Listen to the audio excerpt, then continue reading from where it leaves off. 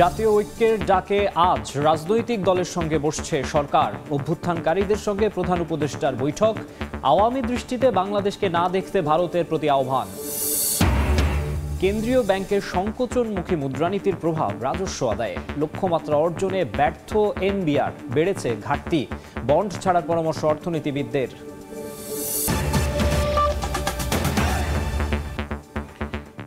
সময় সংবাদে সঙ্গে আছি আমি মাকসুম আলম খান। জাতীয় ঐক্যের ডাকে সংলাপ শুরু করেছে অন্তর্বর্তী সরকার। মঙ্গলবার সন্ধ্যায় প্রধান উপদেষ্টা ডক্টর মোহাম্মদ ইউনূসের সঙ্গে বৈঠক করেছেন অভ্যুত্থানকারী শিক্ষার্থী নেতারা। বৈঠক শেষে বৈষম্য বিরোধী ছাত্র আন্দোলনের আহ্বায়ক হাসনাত আবদুল্লাহ আওয়ামী দৃষ্টিতে বাংলাদেশকে না দেখতে ভারতের প্রতি আহ্বান জানান। এদিকে আজ রাজনৈতিক দলগুলোর সঙ্গে বসছে সরকার। জাতীয় ঐক্য সৃষ্টিতে দেশের চলমান নানা ইস্যু নিয়ে রাজনৈতিক দল, ছাত্র সংগঠনের নেতাদের সঙ্গে বৈঠক শুরু করেছেন প্রধান উপদেষ্টা ডক্টর মোহাম্মদ ইউনূস। এরই অংশ হিসেবে মঙ্গলবার সন্ধ্যায় যমুনায় বৈষম্য বিরোধী ছাত্র আন্দোলনের নেতাদের সঙ্গে বৈঠক করেন ডক্টর মোহাম্মদ ইউনূস। প্রায় 1.5 ঘন্টা ব্যাপী চলা বৈঠকে চলমান নানা ইস্যু নিয়ে আলোচনা হয়। বৈঠক শেষে গণমাধ্যমে কথা বলেন ছাত্র নেতারা। ভারতের সাথে যে সম্পর্কটি, সেটি জনগণের সাথে জনগণের সম্পর্ক হয়নি, সেটি রাষ্ট্রের সাথে রাষ্ট্রের সম্পর্ক হয়নি, বরং ভারতের সাথে আওয়ামী লীগের সম্পর্ক হয়েছে। ভারতের জনগণের সাথে আমাদের বাংলাদেশের জনগণের কোনো ধরনের বিমাতা সুলভ সম্পর্ক নেই। আমাদের ছাত্র নাগরিকদের কাছ থেকে উদাত্ত আহ্বান জানাবো, ভারতের সাথে বাংলাদেশের যে সম্পর্কটি, সেই সম্পর্কটি যেন জনগণের সাথে জনগণের এবং সেটি যেন রাষ্ট্রের সাথে রাষ্ট্রের হয়। 5ই আগস্টের আগ মুহূর্তে বাংলাদেশের যে ন্যাশনাল ইউনিটি তৈরি হয়েছে, সেই ইউনিটি আমরা মনে করি এখনো ভাঙেনি। আমরা সকল রাজনৈতিক দল দেশের স্বার্থে একমত। হিন্দু, মুসলিম, বৌদ্ধ, খ্রিস্টান এবং মুসলমান আমরা একসাথে সার্বভৌমত্ব এবং অখণ্ডতার প্রশ্নে আমরা লড়াই করব। 5 আগস্টের পর ঐক্যবদ্ধ জাতি দেশের সার্বভৌমত্ব ও অখণ্ডতার প্রশ্নে এক চুলও ছাড় দেবে না বলেও হুঁশিয়ারি দেন ছাত্র নেতারা। এক চুল পরিমাণ আমরা ছাড় দিব না। আতাউর কাউসার, সময় সংবাদ, ঢাকা। জুলাই আগস্টের গণহত্যার মামলায় ট্রাইব্যুনালে হাজির করা হবে আওয়ামী লীগ নেতা আমির হোসেন আমু ও অ্যাডভোকেট কামরুল ইসলামকে। এই মুহূর্তে সেখানে আছেন রিপোর্টার আফজাল হোসেন। সরাসরি যাচ্ছি তার কাছে।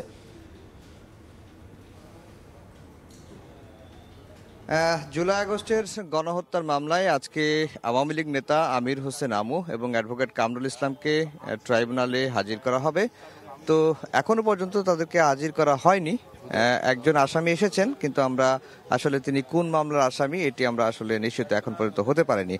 আর আওয়ামী লীগ নেতা অ্যাডভোকেট কামরুল ইসলাম এবং আমির হোসেন আমুর বিরুদ্ধে অভিযোগ, আমির বিরুদ্ধে মোটা দাগে যে অভিযোগ, যে যখন জুলাই আগস্টের আন্দোলন চলছিল, জুলাইয়ের যে আন্দোলন অর্থাৎ 19 জুলাই গণভবনে একটি বৈঠক হয় 14 দলের নেতাদের সঙ্গে এবং সেই বৈঠকে কারফিউ জারির সিদ্ধান্ত হয় এবং দেখা মাত্রই গুলি করারও একটি নির্দেশনা আসে এবং সে কারণেই নির্বিচারে ছাত্র জনতার উপর পুলিশ সশস্ত্র আক্রমণ করে এবং সশস্ত্রভাবে গুলি চালায় এবং সে কারণে হতাহতের ঘটনা বেশি ঘটে।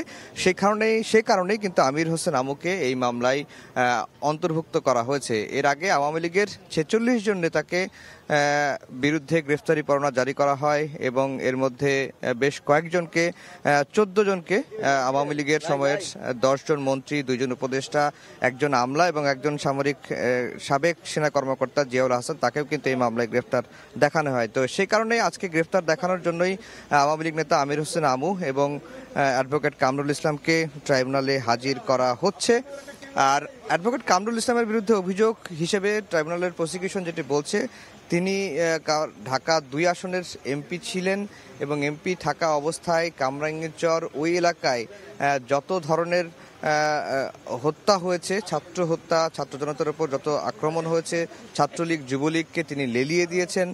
সেই কারণে হতাহতের সংখ্যাটা বেড়েছে এবং বহু মানুষ আহত হয়েছেন, নিহত হয়েছেন এবং যে অভিযোগগুলো তিনি একজন সংসদ সদস্য থাকাকালে তার নির্দেশনার কারণেই কিন্তু এই সবগুলো ঘটনা ঘটেছে ঢাকা 2-এর এলাকাতে। সেই কারণে অ্যাডভোকেট কামরুল ইসলামকেও কিন্তু এই জুলাই আগস্টের গণহত্যার মামলার আসামি করা হয়েছে। ট্রাইব্যুনালের প্রসিকিউশন থেকে বরাবরই বলা হচ্ছে হচ্ছে যে যাদের বিরুদ্ধে অভিযোগে তদন্ত হচ্ছে অত্যন্ত স্বচ্ছভাবে তদন্ত করা হচ্ছে এবং সুনির্দিষ্ট অভিযোগের ভিত্তিতেই আসামিদের বিরুদ্ধে চার্জ দাখিল করা হবে, এমনটি কিন্তু প্রসিকিউশনের তরফ থেকে বলা হচ্ছে। আবার একটি বিষয় হয়ে দাঁড়িয়েছে যে যাদের বিরুদ্ধে মোটা দাগে বড় অভিযোগ তাদের অনেকেই কিন্তু দেশের বাইরে রয়েছেন এবং তাদেরকে গ্রেফতারের জন্য কি পদক্ষেপ নেওয়া দরকার সেটিও কিন্তু ট্রাইব্যুনালের প্রসিকিউশন তরফ থেকে চিন্তাভাবনা করা হচ্ছে। আজকে এই আওয়ামী লীগের দুই নেতা অ্যাডভোকেট কামরুল ইসলাম এবং আমির হোসেন আমুকে আদালতে হাজির করা হবে এবং তাদের বিরুদ্ধে তদন্তের অগ্রগতিও ট্রাইব্যুনালের প্রসিকিউশন দাখিল করবে। এরপরে হয়তো তাকে কারাগারে পাঠানোর আদেশ দিবেন আন্তর্জাতিক অপরাধ ট্রাইব্যুনাল। তো এই ছিল ট্রাইব্যুনাল থেকে আমার কাছে সবশেষ খবর। আন্তর্জাতিক অপরাধ ট্রাইব্যুনাল থেকে যুক্ত হয়েছিলেন আফজাল হোসেন। বাংলাদেশের জুলাই আন্দোলন এবং ছাত্র জনতার গণতান্ত্রিক সংগ্রামকে ভারতের স্বীকৃতি দেওয়া উচিত বলে মনে করেন উপদেষ্টা মাহফুজ আলম। আর তথ্য সম্প্রচার উপদেষ্টা নাহিদ ইসলাম মনে করেন বাংলাদেশের স্থায়িত্ব ও অখণ্ডতার সাথে ভারতের স্থায়িত্ব অখণ্ডতা ঘনিষ্ঠভাবে সংযুক্ত, তাই বাংলাদেশ নিয়ে উস্কানিমূলক কর্মকাণ্ড ও মিথ্যা অপপ্রচার বন্ধের আহ্বান জানিয়েছেন তারা। সাম্প্রতিক ঘটনা প্রবাহে এবার বাংলাদেশ ভারতের সম্পর্ক নিয়ে নিজেদের অবস্থান তুলে ধরলেন অন্তর্বর্তী সরকারের উপদেষ্টা।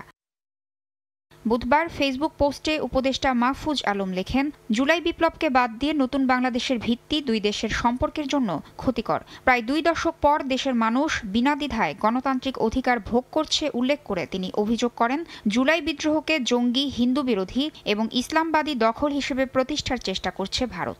মর্যাদাপূর্ণ ও গণতান্ত্রিক বাংলাদেশকে ভারতের শত্রু বানানো উচিত নয়। জুলাই বিদ্রোহের সময় কলকাতা ও দিল্লি থেকে শিক্ষার্থীরা সংহতি প্রকাশ করেছিলেন উল্লেখ করে তথ্য ও সম্প্রচার উপদেষ্টা নাহিদ ইসলাম ফেসবুকে লেখেন, ভারতের গণতন্ত্রপ্রেমী মানুষ বাংলাদেশের বন্ধু, তবে দেশটির ক্ষমতাসীনরা বিভাজনের রাজনীতি ও বাংলাদেশ বিরোধী বক্তব্যে লিপ্ত। নাহিদ আরও লেখেন, বাংলাদেশের উত্থান ও শিক্ষার্থীদের রাজনৈতিক জাগরণকে হুমকি মনে করছে ভারতের শাসক শ্রেণী। সংখ্যালঘু সম্প্রদায়ের নিরাপত্তা নিশ্চিত করতে বদ্ধপরিকর বাংলাদেশ। এছাড়া বাংলাদেশের স্থায়িত্ব ও অখণ্ডতার সঙ্গে ভারতের স্থায়িত্ব ও অখণ্ডতা ঘনিষ্ঠভাবে জড়িত। তাসনিয়া নিশাত, মিম, সময় সংবাদ, ঢাকা। বাংলাদেশ সহ বিশ্বের প্রতিটি দেশে সরকারের জনগণের মৌলিক স্বাধীনতার প্রতি সম্মান থাকা প্রয়োজন বলে জানিয়েছেন মার্কিন পররাষ্ট্র দফতরের মুখপাত্র বেদান্ত পাটেল। ইসকন নেতা চিন্ময় দাসকে গ্রেফতারের বিষয়ে প্রশ্ন করা হলে তিনি জানান, যে কোনো অভিযুক্ত ব্যক্তির মৌলিক মানবাধিকার রক্ষা করতে হবে। There needs to be the respect of fundamental freedoms. There needs to be respect of religious freedom and basic human rights. Any kind of protest should be and need to be peaceful, and that any kind of crackdown, not even crackdown, that governments need to respect the rule of law. They need to respect basic human rights as part of that, and that's something we'll continue to emphasize. সময় সংবাদে আরও থাকছে। করতোয়ার বুকে TMSS এর দখলদারি, বগুড়ায় economic zone, বিনোদন park নির্মাণে বদলে গেছে নদীর গতিপথ। ব্যবস্থা নেয়ার আশ্বাসেই সীমাবদ্ধ প্রশাসনের কার্যক্রম। বাংলাদেশ ব্যাংকের সংকোচনমুখী মুদ্রানীতি বাস্তবায়নের প্রভাব পড়েছে NBR এর রাজস্ব আদায়ে। চলতি অর্থ বছরের প্রথম 4 মাসের লক্ষ্যমাত্রা অর্জন তো দূরের কথা, গত বছরের একই সময়ের তুলনায় আদায় কমেছে 1% বেশি। এই অবস্থায় লক্ষ্য পূরণে কর আদায়ের ক্ষেত্র সম্প্রসারণে জোর দিচ্ছেন ব্যবসায়ীরা। এরপরও বড় ঘাটতি হলে বন্ড ছেড়ে অর্থ সংগ্রহের পরামর্শ অর্থনীতিবিদদের। ইয়ানুর সিফাতের রিপোর্ট। এমন পরিস্থিতিতে লক্ষ্যমাত্রা অনুযায়ী রাজস্ব আদায় করতে পারছে না জাতীয় রাজস্ব বোর্ড NBR। সংস্থাটির হালনাগাদ পরিসংখ্যান বলছে, চলতি 2024-25 অর্থ বছরের জুলাই থেকে অক্টোবর পর্যন্ত রাজস্ব আদায় হয়েছে 1,01,281 কোটি টাকা, যা লক্ষ্যমাত্রার চেয়ে 30,831 কোটি টাকা কম। বছর ব্যবধানে নেতিবাচক প্রবৃদ্ধি 1.03%। হাসিনা সরকারের আমলে করা বাজেটের রাজস্ব লক্ষ্যমাত্রা অবাস্তব উল্লেখ করে অর্থনীতিবিদরা বলছেন, এতে যদি রাজস্ব ঘাটতি তৈরি হয় তাহলে বাজেট বাস্তবায়নে সরকার বন্ড ছেড়ে টাকা সংগ্রহ করতে পারে। যে লক্ষ্যমাত্রাটা দেওয়া হয়েছে সেটা উচ্চাভিলাষী, মানে এটা আসলে অর্জন করাটা অত্যন্ত কঠিন এবং অসম্ভব বটে। এই রাজস্ব আদায়ের যে এখনকার ধারা রয়েছে সেটা যদি চলমান থাকে এবং ব্যবসায়ের পরিবেশে যদি দৃশ্যমান আরও উন্নতি না হয়, বিনিয়োগ যদি আরও না বাড়ে, তাহলে সেই ক্ষেত্রে হয়তো ঘাটতি আরও বেড়ে যেতে পারে, মানে বিশেষ করে রাজস্ব ঘাটতি। তাহলে সেই ক্ষেত্রে সরকারকে আসলে বন্ড ছাড়তে হবে। রাজস্ব আদায় বাড়াতে ব্যবসায়ীদের উপর চাপ প্রয়োগ না করে কর প্রদানকারীর সংখ্যা বাড়ানোর উপর জোর দিয়েছেন ব্যবসায়ী নেতারা। ইকোনমি একটা বড় ধরনের চাপের মুখে আছে। এই সিনারিও যদি চলতে থাকে তাহলে আসলে ইকোনমির ইমপ্রুভমেন্টের জায়গাটা খুব কম, এবং এই ট্রেন্ডে আমাদের যে ফোরকাস্ট আছে যে 4% লেভেলে ইকোনমিক গ্রোথ হবে এই ফিসক্যাল ইয়ারে, সেটা অর্জন করাটা খুব সহজ কাজ হবে বলে আমরা মনে করি। আইন শৃঙ্খলা পরিস্থিতি, গ্যাস ও বিদ্যুৎ সংকট এবং ঋণের সুদহারের চাপের কথা জানিয়ে পরিস্থিতি উত্তরণে সরকারকে অনুরোধ করছেন ব্যবসায়ীরা। ইয়ানুর শিফাত, সময় সংবাদ, ঢাকা। করতোয়া নদীর প্রায় 5 একর জায়গা দখল করে বগুড়ায় সাম্রাজ্য গড়ে তুলেছে বেসরকারি উন্নয়ন সংস্থা TMSS। নদীর জায়গা দখল করে স্থাপন করেছে ইকোনমিক জোন ও বিনোদন পার্ক। প্রশাসনের পক্ষ থেকে বারবার অভিযান চালালেও বহাল তবিয়তে কার্যক্রম চালাচ্ছে সংস্থাটি। এখন এলাকাটি দেখলে মনে হবে নদী যেন ভুল করে ঢুকে পড়েছে TMSS এর এই দুর্গে। এ বিষয়ে ব্যবস্থা নিতে প্রশাসন দিয়েছে সেই গতানুগতিক আশ্বাস। শাহাদুল ইসলামের ক্যামেরায় আব্দুল আওয়ালের রিপোর্ট। 2500 বছর আগে বগুড়ার করতোয়া নদীকে কেন্দ্র করে গড়ে উঠেছিল পুণ্ডনগর সভ্যতা। আর সেই পুণ্ডনগর সভ্যতাতেই ইউরোপ থেকে বণিকেরা আসতো বড় বড় বাণিজ্য তরে নিয়ে নদীর বাঁক ধরে বাণিজ্য করতে। সেই নদীর বাঁক রয়েছে ঠিকই, তবে প্রতিটি বাঁকে রয়েছে এখন দখল দূষণের চিত্র।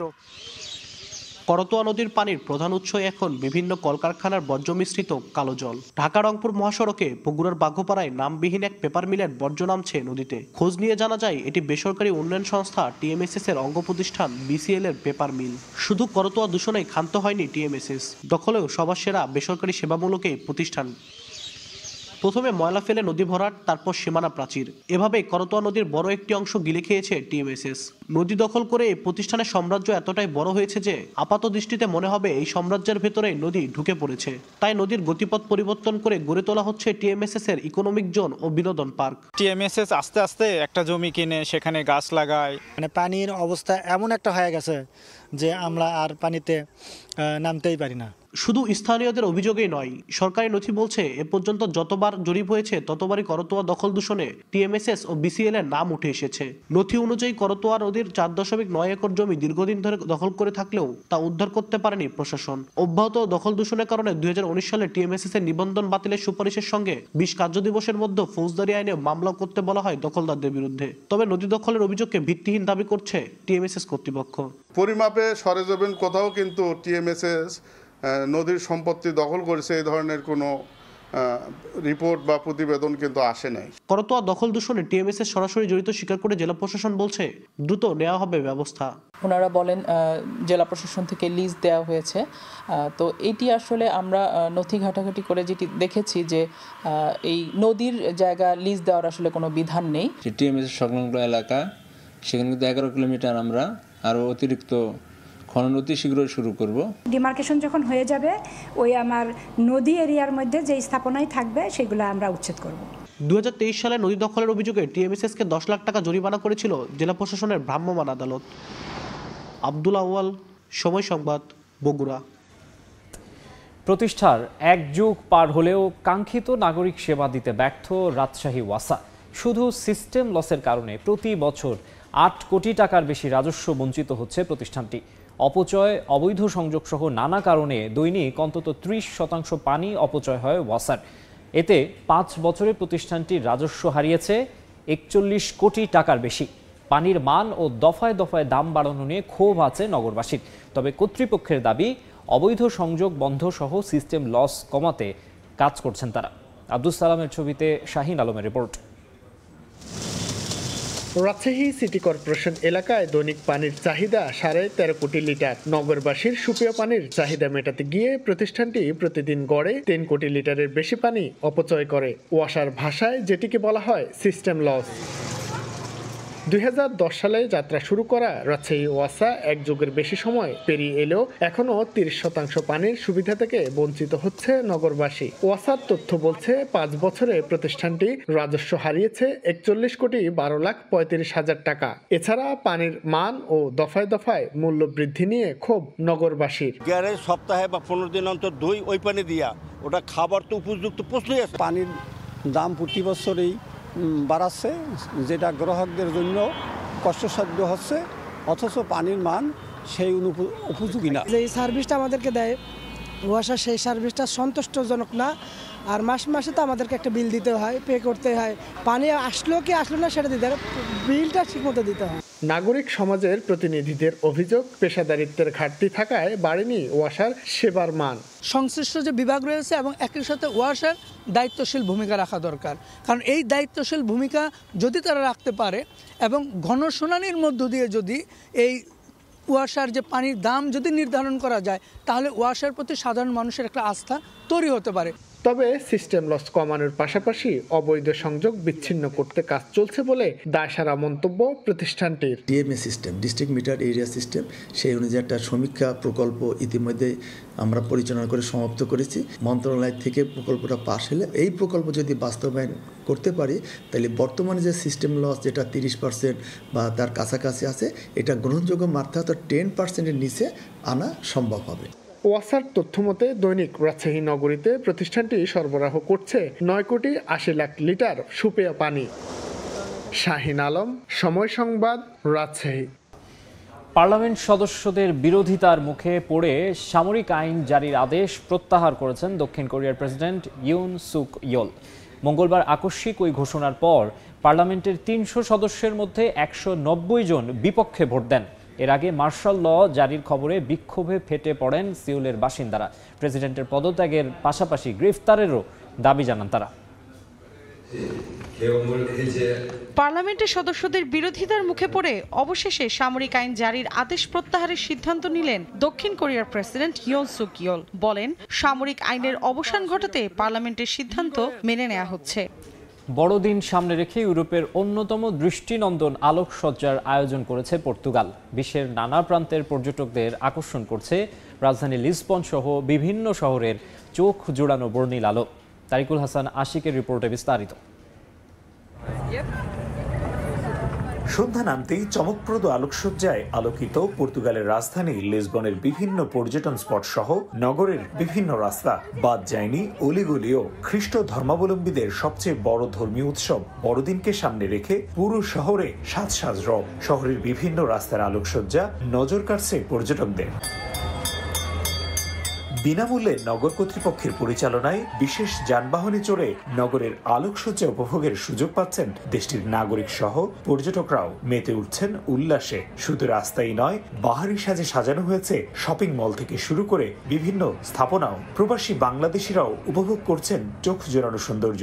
পুরো বছরের চাইতে ডিসেম্বরের মাসটা আমার কাছে পার্সোনালি অনেক বেশি ভালো লাগে, কারণ হচ্ছে এই লাইটিং গুলোর জন্য রসিও বাইচের সাথে যে স্পেশাল এরিয়াগুলো আছে ঘুরে ঘুরে দেখতে অনেক ভালো লাগে।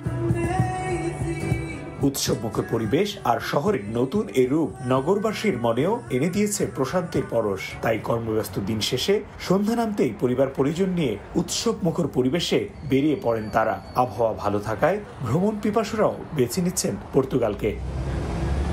উৎসবপ্রিয় জাতি হিসেবে গোটা ইউরোপেই বিশেষ খ্যাতি রয়েছে পর্তুগিজদের।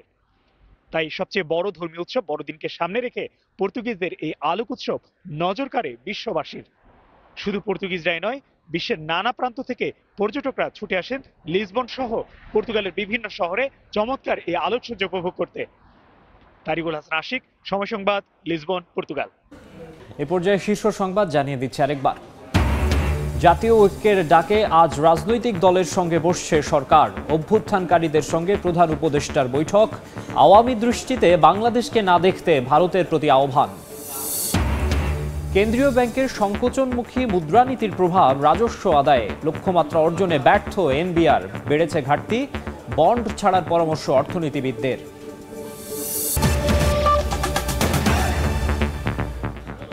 এই ছিল সময় সংবাদে। সঙ্গেই থাকুন সময়।